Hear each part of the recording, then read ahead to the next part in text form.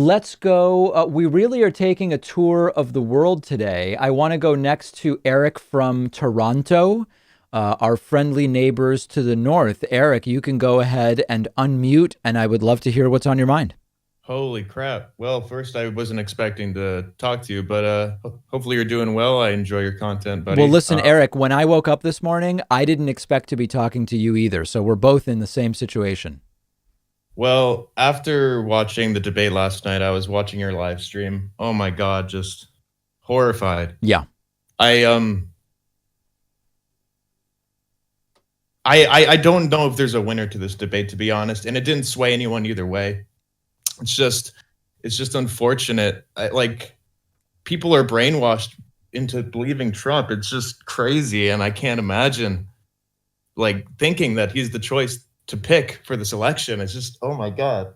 I tend to agree with you that the debate. So if you follow somebody who predicts elections with a qualitative rubric like Alan Lichtman, he doesn't think debates make any difference at all. And I tend to agree in terms of the math of it. The only thing is a very small margin in a few states could flip the election. So while I don't think the debates will move the polling significantly, I do recognize that, if just 1% of the population in Wisconsin found Trump to be a petulant child and Biden to seem like an adult, Well, that that's good. At 1% least. could actually swing Wisconsin. You understand what I'm saying?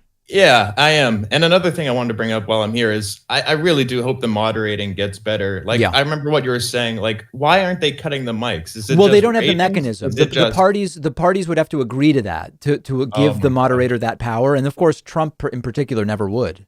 Yeah, and it's upsetting though. I mean, you can just see how broken it all is. I'm just Yeah. talking with my coworker here. I'm working at the same time. It's just like we're both just talking like, how can they not mute the mics? Like, what kind of process is this if the Trump just sputes uh, garble over? Yeah. I mean, like, not that Biden was like anything to write home about either, like you said, but No, like I said yesterday, Biden had 4 to 5 strong answers, in particular his last answer. He had about 3 zingers, and he yeah, had the five breach or six thing. weak moments where he seemed unable to kind of sequentially lay out a vision. And I think that those are the moments that Trump is going to fixate on. Yeah, every time Biden stuttered, I my heart sank a little bit. Yeah, But you know what? I think he at least didn't face plant, and right. that's the important thing. And yeah, I'm just happy to check in with you. That's all I really had to say. Also, hello, Pat, and thanks for taking my call. All right. Thank you very much. We're going to say goodbye to Eric from Toronto. And Pat, you can make a note that people have said hello, and that's a beautiful thing. We're going to go to a very brief break. If you're holding on, don't go anywhere because we're going right back to the calls momentarily.